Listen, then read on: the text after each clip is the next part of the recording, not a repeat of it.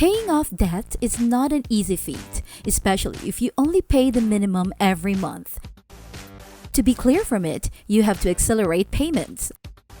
And there are two different strategies to settle off the balances. Welcome to Luxet, your go-to channel for all things luxury and finance. And in this video, we will talk about debt avalanche versus debt snowball. Both debt avalanche and debt snowball apply to most kinds of consumer debt, personal, student, and auto loans.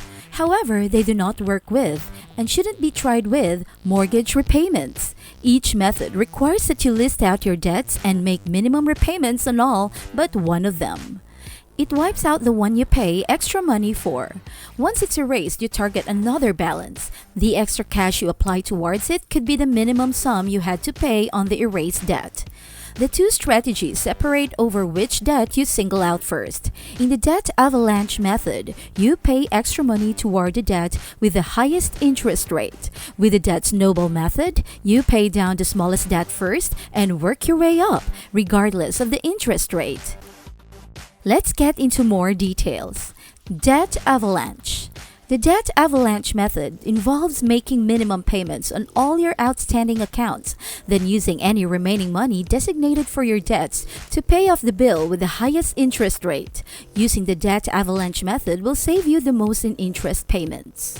Debt avalanche example. For example, if you have $1,000 extra to allocate in debt repayment each month, then the debt avalanche method will make your money go the furthest. Imagine that you have the following debts. $10,000 car loan at 18.99% annual percentage rate. $9,000 credit card loan at 3% interest rate. $15,000 student loan at 4.50% interest rate. In this example, the avalanche method would have you pay off your car loan debt first, then allow you to pay off your remaining debt in 11 months, paying a total of $1,011.60 in interest. The snowball method would have you tackle the credit card first, becoming debt-free in 11 months, but you would have paid $1,514.97 in interest. Pros and cons of the debt avalanche method. Yes, you can save hundreds of dollars in interest payments by this approach. For individuals with a higher amount of debt, the avalanche method can also reduce the time it takes to pay off the debt by a few months. The debt avalanche method is the best strategy to save money and time, but it does have its downsides. Mainly, it requires discipline to put all your extra allocated cash into paying off a particular debt, and not just the minimum. The debt avalanche will not work as effectively if you lose motivation and skip a month or two of strategic repayments. The debt avalanche approach also assumes a specific, constant amount of optional or voluntary income that you can apply towards your debts. A hiccup in daily living expenses or an emergency could create a ruffle in the plan. Debt snowball. The debt snowball method involves paying off the smallest debts first to get them out of the way before moving on to bigger ones. A tackle the easy jobs first approach. You list all the outstanding amounts you owe in ascending order of size. You target the first to pay up first, putting as much extra money into each payment you can afford. The others you pay just the minimum on. When you settle the first one, you target the next smallest one for the extra payment treatment. Debt snowball example. Let's see how the snowball effect works on our previous debt example. To recap, you have $2,000 extra to devote to debt repayment each month, and you have the following. $10,000 credit card debt at 18.99% annual percentage rate or APR. $9,000 car loan at 3% interest rate. $15,000 student loan at 4.50% interest rate. The snowball method would have you focus on the car loan first because you owe the smallest amount of money on it. You'd settle it in about 3 months, then take the other 2. As with the debt avalanche method, you'd become debt-free in about 11 months. However, you would have paid $1,514.97 in interest, about $500 more overall. Pros and cons of the debt snowball method. Paying off what you owe is not easy, and it's even more complicated if you don't seem to be making a dent in your debt. Without a sense of progress, you can become prone to throw in the towel early on. It's our hunger for instant gratification that makes the snowball method so effective, says personal finance author and talk show host Dave Ramsey, an advocate of the technique. The math seems to lean more toward paying the highest interest debts first, he allows. But I have learned that personal finance is 20% head knowledge and 80% behavior.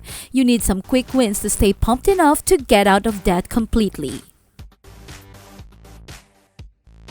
The debt snowball method's significant advantage is that it helps build motivation. Because you see fast results, eliminating some outstanding balances in only a few months, it encourages you to stick with the plan. That mountain of debt doesn't seem so impossible after all. And also, it's easy to implement. No need to compare interest rates or APRs. Look at each sum you owe. The significant disadvantage of the debt snowball is that it can be more expensive overall. Because you're prioritizing balances over APRs, you could pay more money in interest.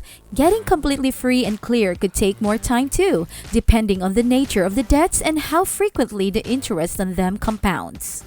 The Snowball method and Avalanche method are types of accelerated debt repayment plans, ways of speeding up the retirement of debts by paying more than the minimum due on them each month. Of course, both assume you can afford to commit extra funds to pay down what you owe regularly. If your income is irregular or unstable, or if you think a layoff is imminent, you might want to stick with making minimum payments. If you're applying one of these strategies to credit card balances, they should be credit cards you don't plan to use for new purchases. You can't pay off a balance if you continuously add to it. While both are helpful strategies to get debt out of your life, one method might be more straightforward to stick with and make a bigger impact on your finances.